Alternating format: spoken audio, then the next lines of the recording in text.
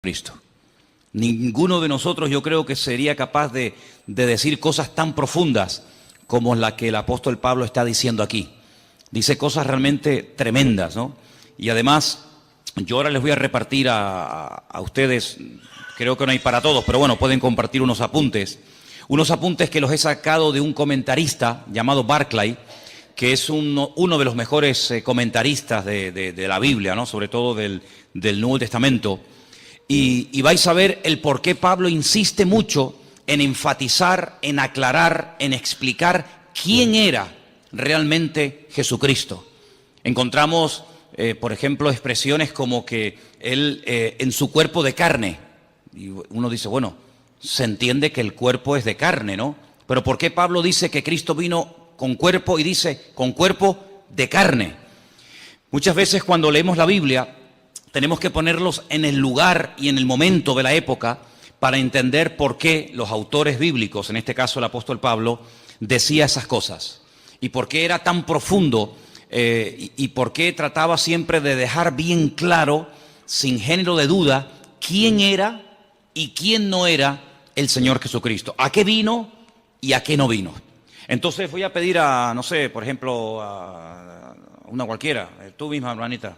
Tú y tal vez Juan Carlos, ¿me podéis? Mira, aquí tenéis unos apuntes, tenéis que compartirlos, porque no, evidentemente no hay para todos, pero podéis a lo mejor juntaros ahí 2 o 3, o en fin, entre vosotros, porque yo quiero que tengáis esto y que lo leáis tranquilamente, que lo leáis detenidamente en vuestras casas, porque no hay nada peor que estar creyendo en un Señor al cual sinceramente no conocemos.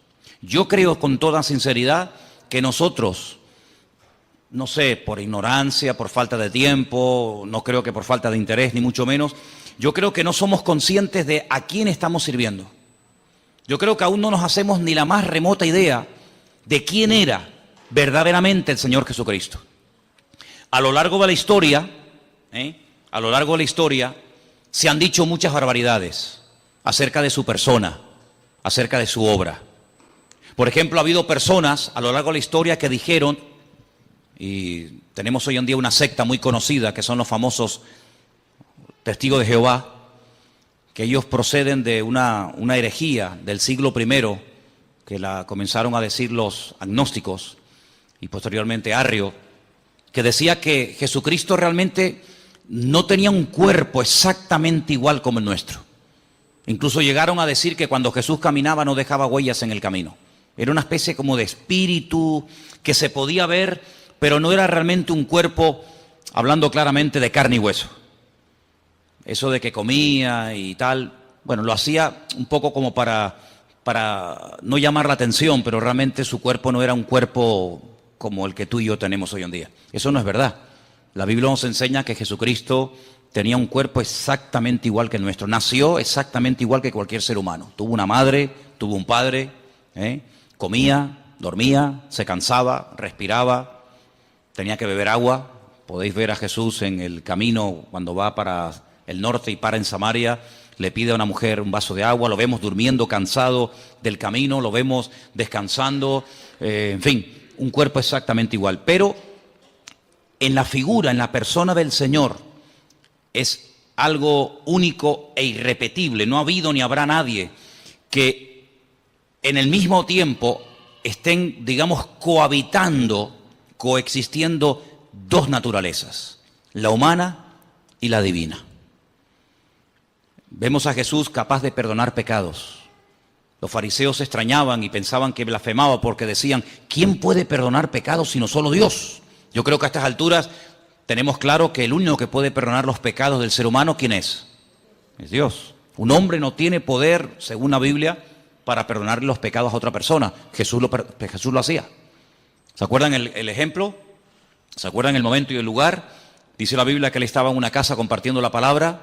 De repente le bajan del techo un paralítico descolgado por unos amigos y cuando él lo ve, le dice, hijo, a ti te digo, tus pecados son perdonados. Después lo sanó, ¿verdad? Pero lo primero que hace es arreglarlo por dentro y después arreglarlo por fuera, ¿sí? Su parte espiritual y su parte física. Eso solamente lo puede hacer Dios, Él lo hacía, ¿verdad? Romanos capítulo 9 dice que Jesucristo, además lo dice categóricamente, Jesucristo es Dios, así, sin género de duda. Jesucristo es Dios. Jesús decía, el que me ha visto a mí ha visto al Padre. Jesucristo decía, yo y el Padre somos uno. Así de claro. Jesucristo era capaz de hacer cosas que a los seres humanos no se nos ha permitido hacer. Como por ejemplo caminar por encima de las aguas. ¿O hay alguien aquí entre ustedes que tiene ese poder? Sería interesante que lo pudieras, no sé, demostrar, ¿no? No, yo puedo caminar por encima de las aguas. Jesús lo podía hacer porque Él es el creador y Él tiene poder sobre la naturaleza y no la naturaleza poder sobre el creador. Jesús era capaz de multiplicar con unos cuantos panes y unos cuantos peces. Él era capaz de multiplicar. Ese poder tú y yo no lo tenemos. Jesús era capaz de transformar elementos. No sé, convertir el agua en vino. Y no convirtió el vino en agua porque no fue necesario, pero en un momento determinado Él convirtió dos elementos que no tienen nada que ver ni en olor, ni en sabor, ni en color, ni en gusto. Él lo hizo en décimas de segundo. Convirtió el agua en vino. Porque Él tiene poder para transformar. Es decir, lo que Él hacía, ningún profeta del Antiguo Testamento lo hizo. Y mira que en el Antiguo Testamento hubieron profetas que hicieron cosas tremendas. Dice la Escritura que los milagros que Moisés logró hacer a través de los muchos años que estuvo, digamos, dirigiendo el pueblo de Israel, dice que no ha habido ningún otro profeta que se levantara con tanto poder y con tanta autoridad como Moisés. Fue, digamos, el más grande de todos. Pero Jesús lo superó, evidentemente, ¿no? Jesús llegó un día a decir que Él era antes de Abraham. Lo leía recientemente y le dijeron, pero si tú no tienes ni 50 años, ¿cómo es posible que tú hayas conocido a Abraham y que incluso te atrevas a decir que tú eres antes de la existencia del patriarca Abraham? Y dice, pues yo soy antes que Abraham. Juan lo define como el verbo, como la palabra encarnada, como la palabra humanada, la palabra hecha carne. Dice, en el principio era el verbo era con Dios y el verbo era Dios, ¿verdad? Entonces vemos al Señor Jesucristo con atributos divinos, capaz de perdonar pecados, caminar por encima de las aguas, transformar elementos, multiplicar panes y peces, etcétera, etcétera. Capaz de leer los pensamientos de la gente. Dice, ¿por qué caviláis contra mí en vuestros corazones? Sí, lo vemos en un cuerpo que come, que respira, que incluso murió, que tuvo que resucitar, que sudaba, que sangraba, etcétera, pero nunca dejó su divinidad. Evidentemente, como ser humano estaba tremendamente limitado. Ahora, ¿qué es lo que ocurre? En aquellos tiempos, y vamos a leer ahora un poquito, en aquellos tiempos los agnósticos decían que lo que tiene que ver con la materia, lo que tiene que ver con el cuerpo es malo, es negativo. Y por eso ellos incluso se flagelaban y se torturaban porque decían que todo lo que tiene que ver con la materia, todo lo que tiene que ver con el cuerpo es malo. Los griegos llegaron a decir que la cárcel que encierra el alma es el cuerpo. Por eso muchos de ellos menospreciaban el cuerpo. Sin embargo, la Biblia dignifica el cuerpo del ser humano, tanto el del hombre como el de la mujer, evidentemente, ¿no? Llega incluso a declarar que el cuerpo físico, material del ser humano es el tabernáculo, es el templo donde Dios ha decidido vivir. Dios a lo largo de la historia decidió vivir en diferentes lugares. En un momento de la historia decidió vivir en una carpa, en un tabernáculo, en el desierto, portátil, ¿no? Que se levantaba y se volvía a montar rápidamente. Y Él decidió vivir como todo el pueblo. Ustedes viven en carpa, yo quiero otra para mí. Cuando el pueblo entra a la tierra prometida y pasan de ser peregrinos en el desierto y comienzan ya a construir sus casas, Él dice, constrúyame otra para mí, yo quiero poner mi gloria entre mi pueblo, ¿verdad? Pero ya no está ni en un tabernáculo, en una tienda de campaña portátil, ni en un templo. Pero dice, pero ahora yo estoy en cada uno de ustedes, porque ahora he decidido morar, he decidido vivir en los corazones de aquellos hombres y mujeres que han puesto su vida en mis manos. ¿Se dan cuenta? Entonces, lo que vamos a ver en esta tarde es muy interesante porque las expresiones que emplea aquí el apóstol Pablo son tremendas. Ahora comentábamos Elena y yo en casa ayer o hoy a la mañana, la Biblia es un libro tremendamente profundo, sin lugar a dudas, pero yo creo que no hay términos en nuestro idioma, por lo menos, lo suficientemente profundos como para aclarar quién verdaderamente era el Señor Jesucristo. Porque nuestro idioma es un idioma muy limitado. Por eso quiero explicar lo de las versiones. A veces ustedes habrán notado, el domingo pasó, no sé si se dieron cuenta, el domingo pasó que la lectura que se leyó en la iglesia, lo que se ponía en la pantalla, a veces no coincidía exactamente las mismas palabras con la persona que estaba leyendo. ¿Por qué? Porque en español, como en muchos idiomas, hay muchas formas de decir una cosa. Entonces depende del autor, depende del traductor, podemos decir de una forma o podemos decir de otra forma. Estamos diciendo lo mismo, pero no habla igual un venezolano con un colombiano, no habla igual un canario con un catalán, no habla igual un boliviano que un argentino. O sea, hay diferentes expresiones, todos hablan el mismo idioma, pero cada pueblo, cada cultura, cada lugar, cada momento de la historia, pues tiene expresiones que van cambiando. El idioma no es algo muerto, el idioma es algo vivo, va cambiando de generación en generación. Cada cierto tiempo, pues la Real Academia Española tiene que introducir palabras y tiene que introducir términos que hoy en día son normales, pero que en la época de nuestros padres o de nuestros abuelos esas palabras ni existían. Es que ni existían, ni se sabía lo que era eso. Sin embargo, hoy en día hay que dar una definición, hay que dar una aclaración a palabras que se usan todos los días, pero que en aquellos tiempos, repito, ni existían. Entonces a veces hay que, entre comillas, inventar. Incluso a veces nosotros en nuestro idioma hemos adoptado palabras de otro idioma. En la informática ni te cuento.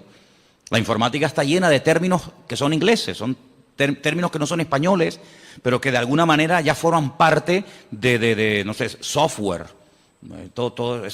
Tantas palabras, no vamos a estar ahora perdiendo el tiempo en eso, pero tantas palabras que todo el mundo o mucha gente sabe lo que significan, pero que sin embargo hasta hace pocos años la gente no entendía. Entonces por eso no es lo mismo coger una Biblia del siglo XIX que leer una Biblia del siglo XXI. El mensaje es el mismo, pero la forma de clarificar el mensaje evidentemente va cambiando y hay que adaptar el lenguaje a los tiempos, ¿no? Entonces cuando el apóstol Pablo le decide escribir una carta a nuestros hermanos, a la iglesia local de los hermanos de Colosas, pues allí había unos problemas particulares que curiosamente a lo largo de la historia se han ido repitiendo. Entonces en los apuntes que ustedes han recibido en esta tarde, perdonen la letra tan pequeñita, yo sé que algunos dirán, madre mía, yo esto no lo veo. Es que lo quise hacer grande y mira cómo salían los folios, salían unos folios enormes. Entonces, si quieren sigan la lectura. El resto de los comentarios de este capítulo, del versículo 15 al 23, está todo explicado aquí. No tiren estos apuntes, léanlo frecuentemente, porque hay expresiones que necesitamos saber qué es lo que realmente quiso decir el autor.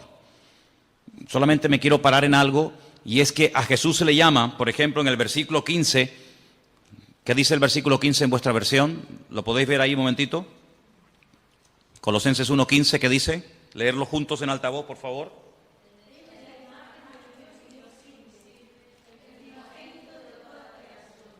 La semana pasada definimos un poco el tema de lo que era imagen, ¿se acuerdan?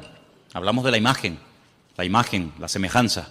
Dijimos que son términos que no tienen nada que ver con el aspecto físico de una persona. Toar es la palabra que se emplea cuando se quiere hablar de apariencia, de forma, de figura. Pero cuando la Biblia habla de que hemos sido creados a imagen y semejanza de Dios, no significa que físicamente el hombre se parece a Dios. Nada que ver, en absoluto. Se refiere a sus atributos, se refiere en cuanto a sus características. Es un ser inteligente, capaz de razonar, de pensar, de tomar decisiones. Por eso Dios le daba órdenes al ser humano y nunca le dio órdenes y mandamientos y estatutos y preceptos a los animales, ¿verdad? Porque la capacidad de razonar del hombre evidentemente es superior a la de cualquier animal. El animal no razona, no piensa, no medita, no es capaz de hacer un poema, de hacer un argumento filosófico. El ser humano puede jugar con las palabras, en fin, tiene una capacidad superior, evidentemente, ¿no? A todo eso se refiere la Biblia cuando habla de imagen y semejanza. Cuando la Biblia dice que Jesús era la imagen de Dios, no significa que tú veías a Cristo y veías la cara de Dios, ¿eh? No significa que físicamente Jesucristo se parecía a Dios, porque Dios, dice la Biblia, dicho sea de paso, Dios no tiene aspecto físico. ¿A quién se parece Dios? ¿Dios es blanco o es negro? ¿Es alto o es bajo?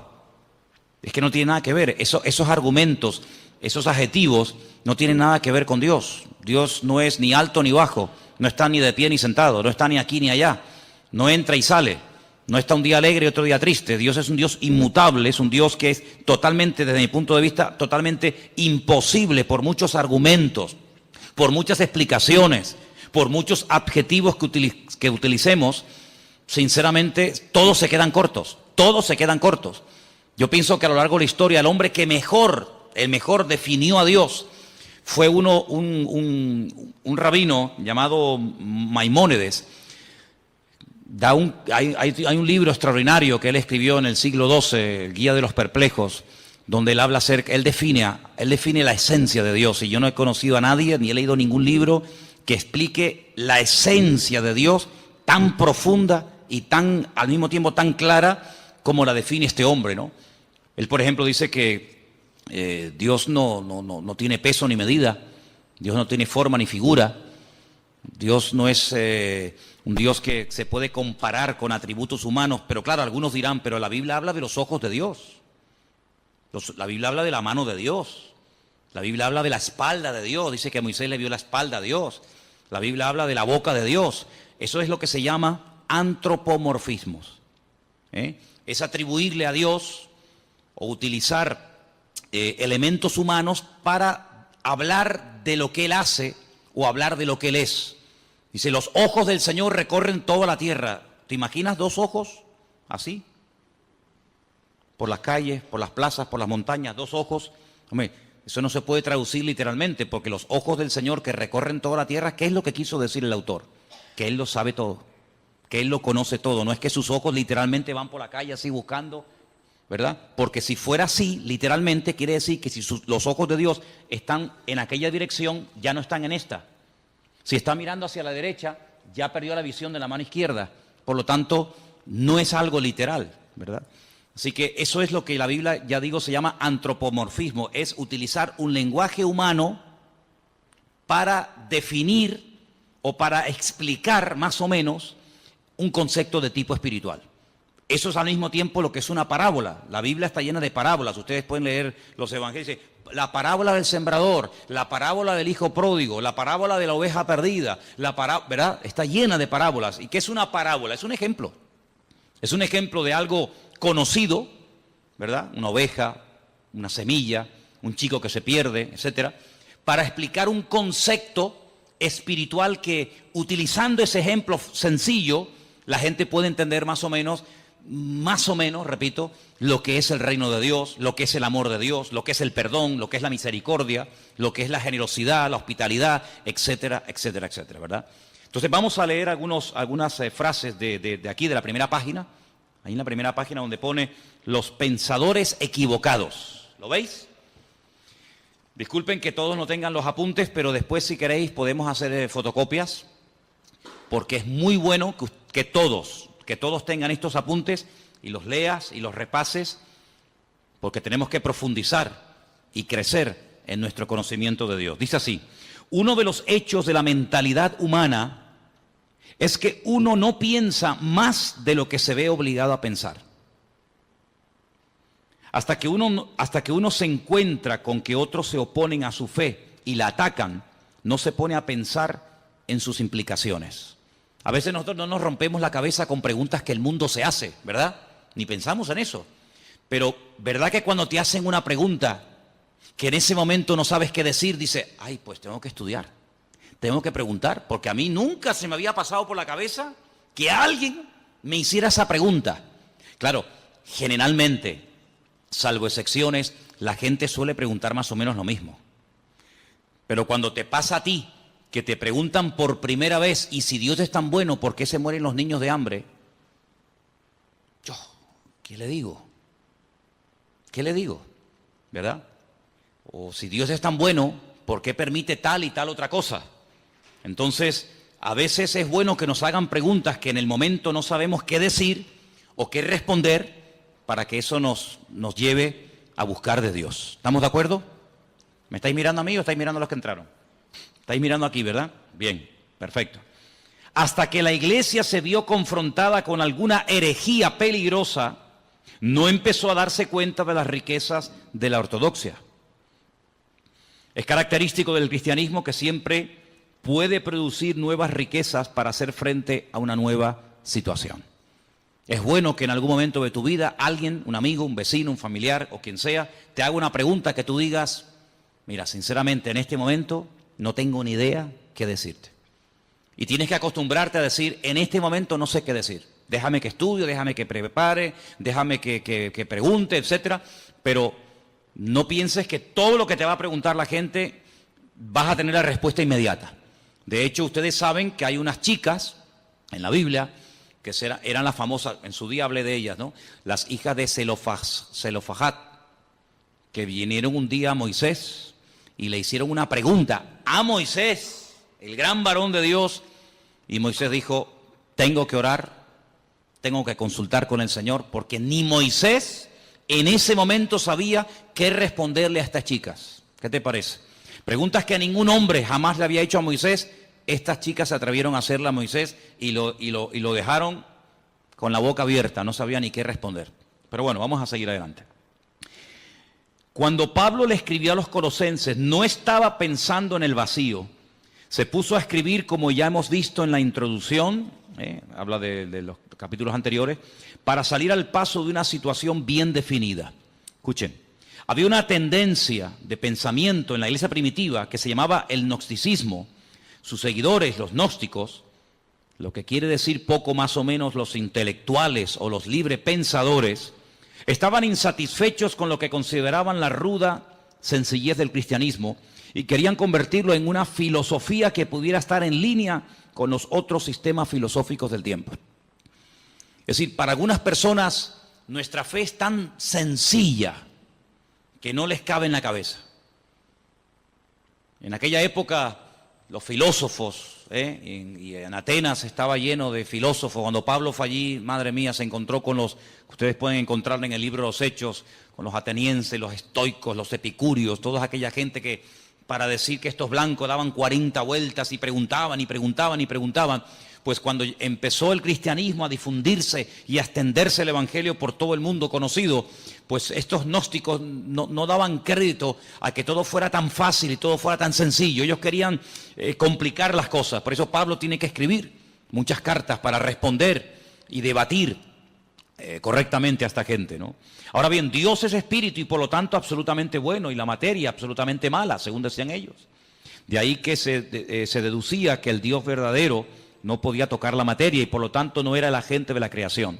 Así es que los gnósticos creían que Dios había producido una serie de emanaciones, cada una más lejos de Dios que las anteriores, hasta que por fin hubo una lo suficientemente distante de Dios para poder tocar la materia y crear el mundo. Fíjense cómo se complicaba la vida a la gente. Ahora, hay no es una ciencia, porque realmente no es una ciencia, es muy difícil definir realmente lo que es, pero la Cábala o la Kabbalah, que es una interpretación mística de la Biblia, ellos tienen lo que se llama el árbol de la vida, que consiste en una serie digamos como de emanaciones, una serie de puentes, una serie de estaciones entre Dios y el hombre. Ponen el ejemplo, decir, bueno, imagínense que ahí en las Caletillas hay una estación eléctrica, ¿sí o no? Todo la hemos visto. Esa estación eléctrica produce 1 millón de vatios. Y salen cables de la estación eléctrica de Caletillas, pues a todas partes, incluido llegan aquí a Santa Cruz. La luz que está entrando en este momento en este salón no es 1 millón de vatios. Si aquí entrara 1 millón de vatios, salimos todos por los aires, todos reventaríamos. Si pusiéramos ahí un micrófono, una guitarra, un teclado a la pared y le sale 1 millón de vatios, pegaría una explosión que saldría al edificio por las nubes.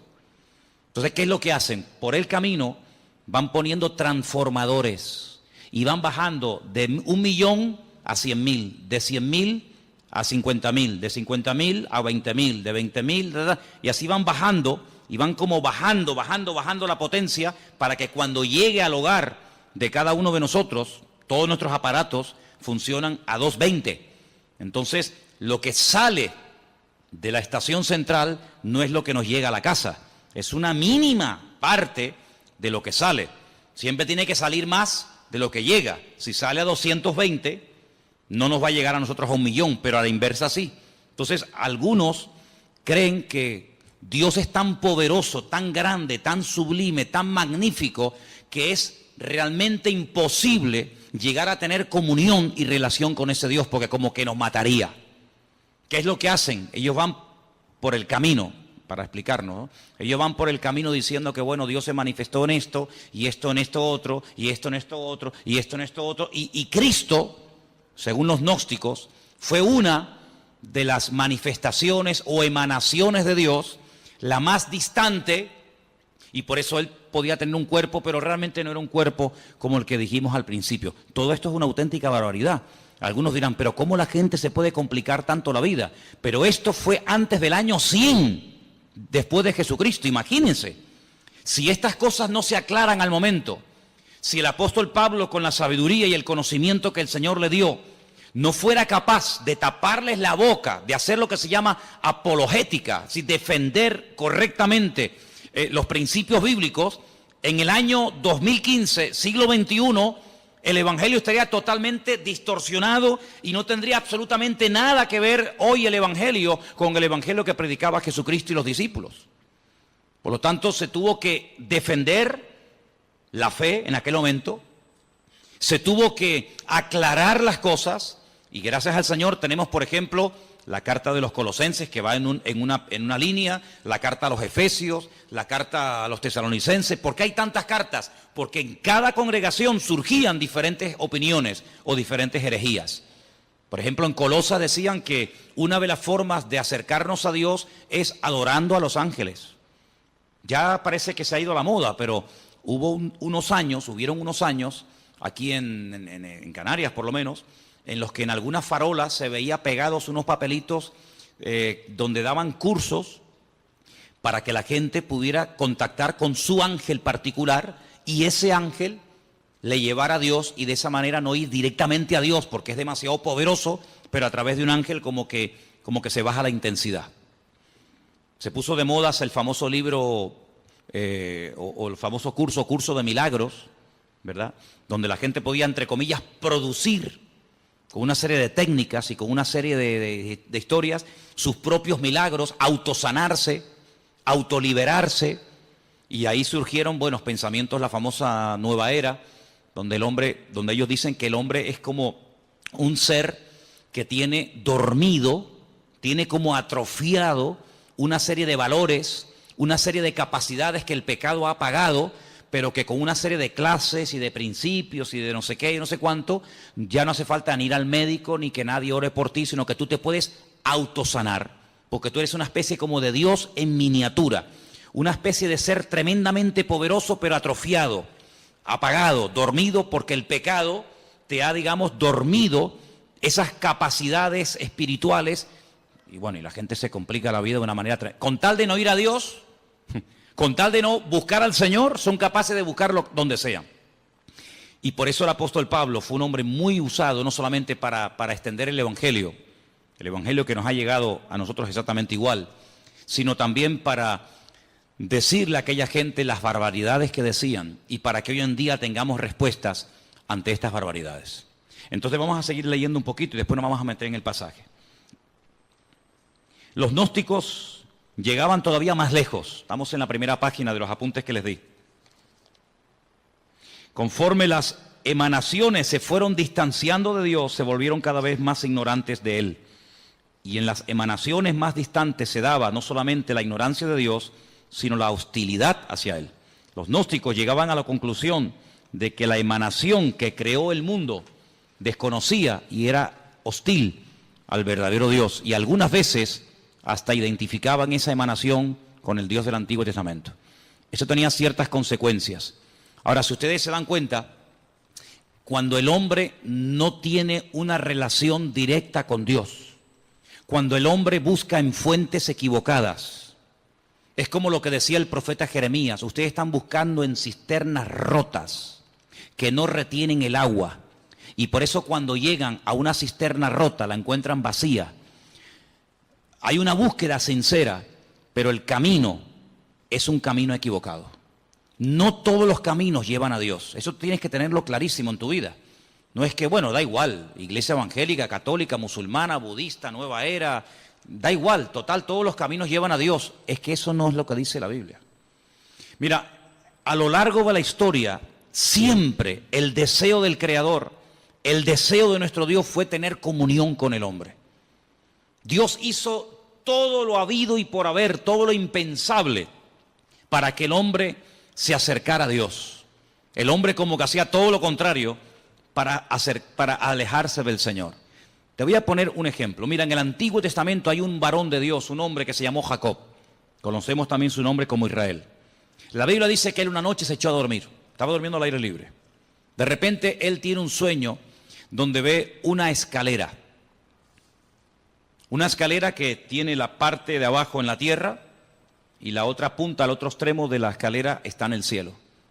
Él dice que ve ángeles que suben y que bajan.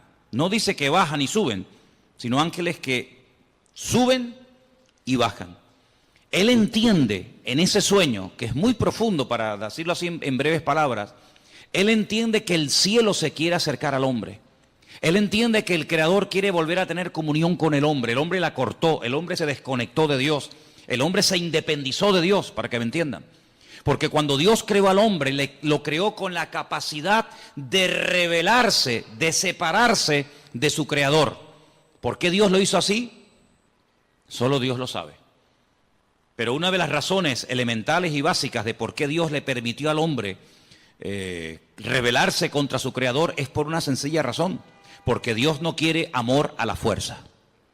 Si tú no me amas, yo no te voy a obligar a que lo hagas. Si tú no me quieres servir, yo no te voy a obligar a que me sirvas. Si tú no quieres estar conmigo, yo no te voy a obligar a que estés. Yo te voy a crear con la capacidad de rebelarte, con la capacidad de distanciarte de mí. Y el hombre utilizó esa capacidad como ser perfecto que era, porque si no tenía esa capacidad, luego no es perfecto. El hombre utilizó ese libre albedrío, esa capacidad y se desconectó de Dios. Claro, las consecuencias fueron terribles. Dios le dijo, bueno, pues si en este lugar que yo lo he creado para ti y no tienes que hacer absolutamente nada para subsistir, sino que yo te lo he dado prácticamente todo hecho. Fijaros que el hombre ni tenía, hermanos, que matar animales para poder comer. El hombre no fue creado para matar, por eso el hombre tiene que utilizar armas. Los animales, cada uno tiene sus armas de defensas, ¿verdad? Unos tienen cuernos, otros tienen garras, otros tienen veneno. El ser humano no tiene nada, porque el ser humano no fue diseñado para matar. Por eso el hombre tiene que usar una pistola, un palo, una piedra, una escopeta, un rifle, porque el hombre no tiene la capacidad por sí misma de matar a otro ser humano, porque no tiene ninguna arma poderosa. Ahora, fijaros qué interesante, cuando el hombre se desconecta de Dios, Dios lo tiene que echar de aquel lugar perfecto y de armonía que todos conocemos como el Gan Edén, el jardín del Edén. Y cuando sale de ese lugar, él se percata, él se da cuenta de todo lo que ha perdido. Ahora el hombre tiene frío, ahora el hombre tiene calor, ahora el hombre suda. Sudar significa perder humedad, con la capacidad de poder deshidratarte. La mujer comienza a sentir dolores. La mujer no fue creada para tener la menstruación todos los meses. En el momento en el que peca, comienza a experimentar el hombre pérdida de humedad y la mujer pérdida de sangre todos los meses. La tierra se le vuelve en su contra. Los animales que antes dominaba, ahora en cierto sentido tiene que cuidarse de ellos porque le pueden quitar la vida. Y así una serie de consecuencias terribles. Pero a pesar de eso, Dios no se desentendió de la raza humana. Dios no dijo, bueno, ustedes no quieren estar conmigo, ahí se quedan. Sino que el hombre sigue, permítame la expresión, detrás del hombre, buscando al hombre. Les habla a través de Noé, pasan de Noé. Les habla a través de Abraham, pasan de Abraham. Les habla a través de José, pasan de José. Les habla a través de la ley de Moisés, pasan de la ley de Moisés. Y así a lo largo de la historia, hasta que personalmente Él se humana, Él se encarna y viene, dice, y habitó entre nosotros y vimos su gloria. Bueno, ya después de tantas manifestaciones del amor de Dios y de tantas oportunidades, el hombre habrá entendido que no se puede esconder de Dios. ¿Qué es lo que hacen? Matan a su hijo, creyendo que de esa manera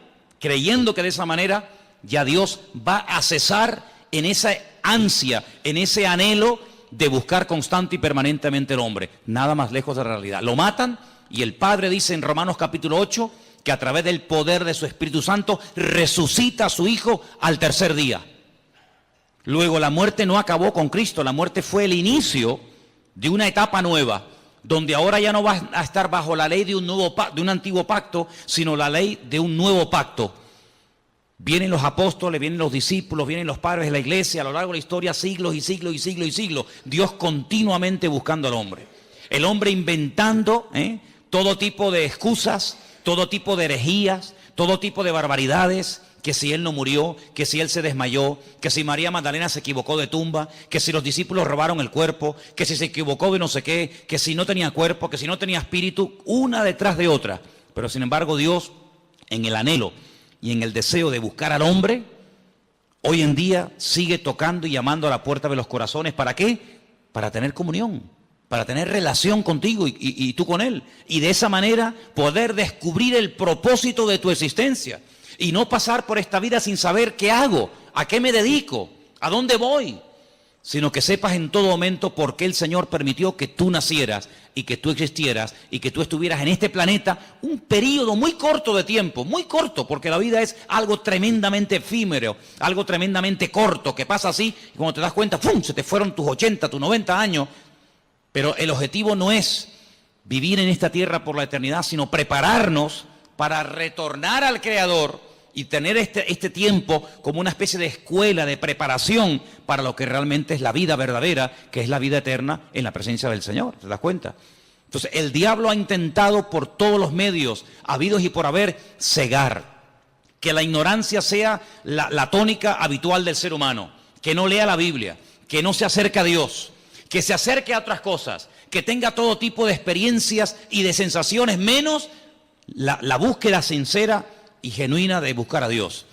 Pero vemos en la palabra de Dios que el hombre sigue y sigue y sigue y sigue rebelándose contra el Creador, pero todos aquellos que le reconocieron les dio el derecho de tener un título que solamente llegó a tener un pueblo en la tierra, y es la de ser llamados hijos de Dios. ¿Cuántos dicen amén? Así que ya Dios no podía hacer nada más.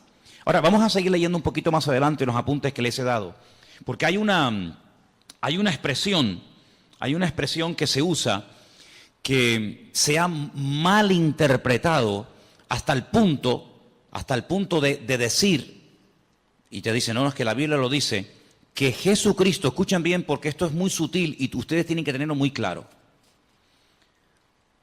que como Dios sabía que el hombre iba a pecar, porque Dios lo sabe todo de antemano antes de que ocurra, ¿sí o no? Dios es omnisciente, todo lo sabe, nada le sorprende.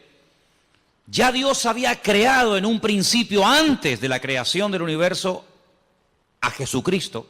Y lo tenía como preparado, lo tenía como reservado, para que cuando el hombre pecara, como nada podía redimir al hombre del pecado, sino solamente a través de la sangre incontaminada y limpia y pura del Señor, pues ya Él lo tenía preparado desde antes de la fundación del mundo para que muriera por nosotros. ¿No se pueden ustedes imaginar la cantidad de gente que cree eso?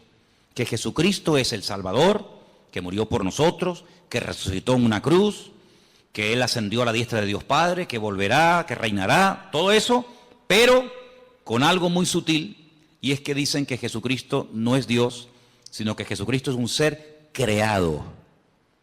Eso significa, como una vez un señor vino aquí y lo tuve que expulsar de la iglesia, porque eso es una auténtica herejía, que si Dios creó a un arcángel que luego se rebeló contra el Señor y que conocemos hoy en día con el nombre de Satanás, que en un principio no era Satanás sino Luzbel, ¿verdad? Ese lucero, significa que si Dios lo creó a él y creó también a Jesús, hay un parentesco, porque son hijos del mismo Padre, tanto uno como otro, y ahí no le permití que siguiera adelante, sino dije, no, lamento mucho, si usted cree en eso, si usted cree que estos dos son hermanos, esto se acabó. Hasta ahí no le permitimos. Y lo tuvimos que decir que se fuera. Pero él estaba totalmente convencido que así como Adán y Eva tuvieron un hijo bueno y un hijo malo, uno llamado Caín y otro llamado Abel, Dios también tuvo un hijo bueno llamado Jesucristo y tuvo un hijo malo llamado Satanás. Fíjate tú las barbaridades a las que llega la gente, ¿no? ¿Y de dónde sacaba eso? Del versículo 15, donde dice que Él fue el primogénito de la creación. Amigo. Pero fijaros qué interesante, porque un poquito más abajo, en el versículo 18, vuelve a aparecer la palabra primogénito. Versículo 18 dice, Él es la cabeza del cuerpo, que es la iglesia. Él es el principio, ¿el qué? ¿Primogénito de qué? De entre los muertos. Mira, mi pregunta es, ¿Jesucristo fue realmente la primera persona en la historia que resucitó? ¿Sí o no? ¿Sí? No sé, ustedes sabrán, yo estoy preguntándole a ustedes. ¿La primera persona que resucitó fue Lázaro? ¿Sí? Bueno. No sé, ustedes sabrán. No, porque yo he leído el Antiguo Testamento y he visto que, por ejemplo, Elías resucitó a una persona en el Antiguo Testamento. Entonces hay gente que resucitó antes de Lázaro, y antes de la viuda de Naín, y antes de aquella chica a la cual el Señor le dijo, Talita cumi, a niña, a ti te digo, levántate y anda. Luego, tanto en el Antiguo como en el Nuevo Testamento, hay personas que resucitaron antes de Jesucristo. ¿Por qué dice que Él es el primogénito de entre los muertos? No es el primogénito de entre los muertos en el sentido de que Él no fue el primero en resucitar. Luego, si la palabra primogénito entre los muertos no significa, y esto quiero que lo dejemos bien claro, si la palabra primogénito entre los muertos no significa que Él fue el primero en resucitar, si volvemos al versículo 15, la palabra primogénito de toda la creación tampoco puede significar que Él fue el primero en ser creado. ¿Sí o no? Miren, cuando uno interpreta la Biblia, y aquí dimos en su época una clase de hermenéutica, hace mucho tiempo que se grabó, y no se pueden imaginar, hasta el día de hoy, cada día prácticamente, recibimos correos en la iglesia de gente de todo el mundo que han visto ese curso de hermenéutica que yo en mi vida me pensé que iba a ser tan seguido y de tanta utilidad para tanta y tanta gente. Se llama así, curso de hermenéutica. Lo tienen ahí ustedes en YouTube, en la Biblia, que lo grabamos aquí. Una de las reglas de la hermenéutica es una ciencia que se enseña en las escuelas bíblicas, en los seminarios, para ayudarte a interpretar correctamente los textos bíblicos. Si usted no puede interpretar la Biblia a su manera, usted no puede interpretar la Biblia de un punto de vista únicamente judío, únicamente evangélico, únicamente católico, ateo, no. Usted tiene que interpretar la Biblia según unos parámetros, según unos principios generales e universales, para que usted no saque conclusiones equivocadas. Por ejemplo, cuando estudiamos, no me voy del tema, pero quiero dejar bien claro esto, porque hay gente aquí que está empezando a venir a la iglesia, y hay gente aquí que lleva años en la iglesia, y a todos ustedes tienen que tener bien claro que todos leemos la misma Biblia, pero lógicamente una persona que está empezando a leer la Biblia por primera vez en su vida, no tiene a lo mejor el conocimiento, la base que tiene una persona que lleva toda la vida leyendo la palabra de Dios, que ha oído un montón de estudios, que ha hecho cursos, etcétera, etcétera. Tiene unas bases, ¿verdad?, para interpretar la Biblia completamente diferente. ¿Sí o no? Cuando usted empieza a leer la Biblia, pues si la empieza a leer por el Apocalipsis, usted no se va a enterar de nada. Pero si usted ha hecho cursos, usted ha escuchado lo que es el Apocalipsis, lo que significan los caballos, los colores, los números, cuando usted lo lea, usted va a disfrutar de la lectura de ese bendito libro. Pero si usted no sabe, usted no se va a enterar de nada. Debe decir, pero es que yo no entiendo la Biblia. Por eso hay gente que a veces dice, mira, yo he leído la Biblia y yo no la entiendo. Hombre, claro, si llevamos a un niño el primer día a la escuela y le van a enseñar a multiplicar y a dividir, el niño probablemente no va a querer ir más, porque se va a aburrir. Pero el niño aprende jugando. El niño aprende disfrutando con los colores, con el trencito, con las canciones, y así va aprendiendo, ¿verdad?, de una forma sencilla y progresiva y gradual. Cuando vamos a la palabra de Dios, nos encontramos que hay expresiones que no se pueden interpretar literalmente. Una de ellas es la que estamos viendo. Jesucristo es, porque Él está diciendo, Jesucristo es esto, Jesucristo es esto, Jesucristo es esto y esto. Y una de las cosas que Pablo dice que es Jesucristo es el primogénito de entre los muertos. Pero ya les acabo de mostrar que Él no fue la primera persona en la vida, en la historia, que resucitó. Por lo tanto, no puede significar el primogénito de entre los muertos, no puede traducirse como, él fue el primero que resucitó. No, Jesucristo no fue el primero en resucitar. Mira, Lázaro, no resucitó Jesucristo a Lázaro. Si Cristo resucitó a Lázaro, ya Cristo no fue el primero en resucitar, sería en todo caso Lázaro. Bien, por la misma regla de tres, si usted empieza a interpretar unos textos, y usted se encuentra la misma expresión, pero versículos antes, como por ejemplo en el versículo 15, dice primogénito de la creación. Bueno, pues primogénito de la creación significa que él fue el primer ser creado. No, no lo puede traducir así. Vamos a leer según este comentario, según los apuntes que ustedes tienen ahí, qué puede significar esta expresión y después la vamos a clarificar. Estamos casi al final de la página 2, página 766, donde pone lo que Jesucristo es en sí mismo, ¿lo veis? Aquí abajo. En este pasaje, Pablo dice dos cosas importantes acerca de Jesús. Ambas en respuesta a aquella gente de los gnósticos de aquella época. Los gnósticos habían dicho que Jesús no era más que uno entre muchos intermediarios y que por muy glorioso que fuera, era solo una revelación parcial de Dios. Pablo dice que Jesucristo es la imagen del Dios invisible. Colosenses 1:15. Usa aquí una palabra y una figura que despertaría toda clase de memorias en las mentes de los primeros lectores. La palabra eikon, en griego, e imagen en su traducción correcta. Ahora bien, como señala este autor, una imagen puede ser dos cosas que se confunden entre sí. Puede ser una representación, pero una representación, si es lo bastante perfecta, puede ser también una manifestación. Cuando Pablo usa estas palabras, establece que Jesús es la perfecta manifestación de Dios.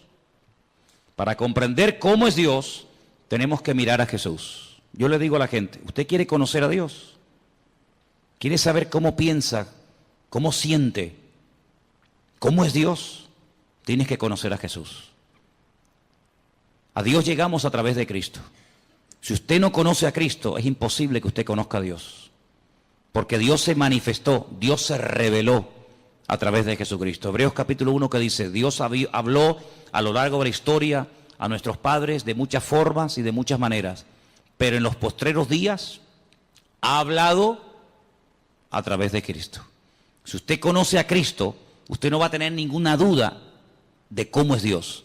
Cuando usted conoce a Cristo, escuche bien lo que le digo, cuando usted conoce el corazón del Señor, cómo es el Señor, usted no va a tener que estar todo el santo día preguntando, esto es bueno, esto es malo, lo puedo hacer, no lo puedo hacer, puedo ir, no puedo ir, lo digo, no lo digo, lo miro, no lo miro. Cuando usted conoce al Señor, usted sabe perfectamente lo que le agrada a Dios y lo que no le agrada. Usted no va a tener que tener un perro policía todos los días a su alrededor para decirle, no, eso no se hace, no, eso no se dice, no, eso no se toca, no vayas para acá, no vayas para allá. Eso al principio está bien, pero llega un momento en el que tú ya conoces tanto al Señor, que tú ya sabes hasta lo que le gusta al Señor. ¿Quiénes son las personas que necesitan todo el día una sombra? ¿Quiénes son las personas que necesitan todo el día una persona que le diga, no, eso está mal? Las personas que no conocen a Dios. Cuando tú conoces al Señor, ya no hace falta que estén todo el santo día detrás tuyo, porque tú ya sabes, porque el Señor que mora en ti da testimonio a tu espíritu de lo que está bien y de lo que está mal. Los que están empezando y los que llevamos ya tiempo en las cosas del Señor, podemos decir por experiencia que hay momentos, desde que hemos comenzado a conocer o a interesarnos en conocer al Señor, hay momentos en los que sin nadie decirnos nada, cosas que habíamos hecho durante toda la vida, ahora resulta que las vas a hacer y tú dices, no sé, me siento raro, ya no me gusta. Cosas que antes te volvían loco, ahora dices, ya no tienen para mí ningún atractivo. ¿No te ha pasado eso? Dime la verdad. Amigo, porque el espíritu que tienes dentro de ti tira hacia las cosas del Señor y hay como como una alarma que te dice, eso no está bien. Nadie lo sabe, nadie te ha visto, pero el Señor que mora en ti ya comienza a hablarte. Si tú esa voz la cultivas, no la apagas, no la ignoras, sino si tú esa voz, esa sensación, por decirlo así, tú le prestas atención cada día, tú vas a ser más sensible a lo que tienes que ser y nada sensible a lo que no tienes que ser sensible. ¿Cuál es el problema del ser humano en reglas generales? Que a veces somos tremendamente sensibles en cosas que nos tenían que dar lo mismo. Y a lo que deberíamos de ser verdaderamente sensibles, no lo somos. Y yo creo que uno de los peores pecados que podemos cometer los creyentes, los que ya hemos conocido al Señor, es perder la sensibilidad espiritual. Porque cuando uno pierde la sensibilidad espiritual, un término que aparece en la Biblia es que llegamos a cauterizar la conciencia. Si ya pecas y no te sientes mal. Y eso es terrible. Eso es terrible. El temor de Dios, el respeto a Dios, dice la Biblia que es el principio de la sabiduría. Cuando tú comienzas a darte cuenta de que ese pecado, que para ti no era pecado, para ti era normal, porque lo has hecho toda la vida, pero ahora dice, oye, ¿y yo por qué ahora, cuando voy a fumarme un porro, o cuando voy a ver una película pornográfica, o cuando voy a mentir, o cuando voy a robar, o cuando voy a no sé qué, o a no sé cuánto, ¿por qué yo ahora me siento mal y antes no me sentía mal? Porque estás cambiando. Por eso, porque estás cambiando. ¿Y quién es el que te está cambiando? El que vive dentro de ti. Por eso dice, no entristezcas, no apagues al Espíritu Santo que mora en ti. Porque yo te digo por experiencia que se puede apagar la voz del Señor. ¿Qué dice la Escritura? Si hoy el Señor te habla, no cierres tu corazón, porque a lo mejor ya mañana te vuelve a hablar y ya no te enteras. La sensibilidad es algo que no podemos perder. Esa es una de las señales de que una persona se ha apartado del Señor, de que no está bien con Dios, que ha perdido la sensibilidad espiritual. ¿Vale? Sigo leyendo. El Antiguo Testamento, versículo donde pone la A, y la literatura intertestamentaria, si lo que está entre el Antiguo y el Nuevo Testamento, tienen mucho que decir acerca de lo que es la sabiduría. Bueno, vamos a leer un poquito más adelante porque yo lo que quería que ustedes vieran acerca de lo que significa verdaderamente aquí. Perdón, vamos a la página 767. Vamos a esa página, por favor. Lo que Jesucristo es para la creación. Él es el primogénito de toda creación. Debemos procurar darle el verdadero sentido a esta frase. Como aparece en la Reina Valera, podría querer decir que el Hijo fue la primera persona que fue creada. No. Usted sabe lo que a mí me atormentaba cuando yo comencé a venir a la iglesia. La pregunta que a mí me volvía loco. Ya gracias al Señor eso ya ha pasado a la historia, pero yo era una cosa que era algo como una obsesión, era algo que me volvía loco. ¿De dónde salió Dios? ¿Quién lo creó? Yo daba para atrás, marcha atrás, ¿no? Iba para atrás, iba Jacob, Abraham, Noé, Adán, iba para atrás. Decía, ¿de dónde salió Dios? ¿Quién lo creó? Claro, más loco me volvía si yo decía, bueno, lo creó fulano de tal. Otra vez volvemos al lío. Y a fulano de tal, ¿quién lo creó? Era algo increíble. ¿Quién te puede explicar? Yo no soy capaz de hacerlo. ¿Quién te puede explicar que a Dios no lo ha creado nadie? Que Dios siempre ha existido y siempre existirá. ¿Quién te puede explicar eso? Yo no. ¿Sabes cómo se acepta eso? Por fe. Señor, yo no sé todas las respuestas, pero yo solamente sé una cosa, que tú existes y tú eres mi Dios. ¿Quién le puede a usted explicar el concepto que los cristianos llaman Trinidad? Padre, Hijo y Espíritu Santo. ¿Quién le puede a usted explicar eso? Que si el huevo, que si el agua, que si la metes en la nevera se hace un cubito de hielo, que si la pones al fuego se evapora y si la bebes es líquida. Sí, son 3 elementos. ¿Quién le puede a usted realmente explicar todo eso? Por eso Dios nos ha dado un regalo maravilloso. Yo sé que hay gente que este regalo no lo tienen. Y por eso yo le agradezco a Dios que a muchos de los que estamos aquí, Dios nos ha dado ese regalo. ¿Saben cuál es? La fe. Hay gente que tiene fe en el curandero. Y creen con todo su corazón que ese sinvergüenza, que te pide dinero, que se inventa respuesta, que se inventa que tu marido tal, que tu hijo no sé qué, que siempre dicen lo mismo. Hay gente que tiene una fe ciega en eso y hasta pagan dinero.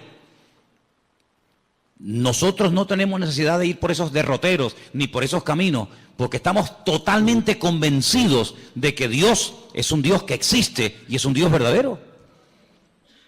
Yo sé que Jesucristo siempre ha existido. Claro, en nuestra mente humana todo tiene un principio, todo, absolutamente todo.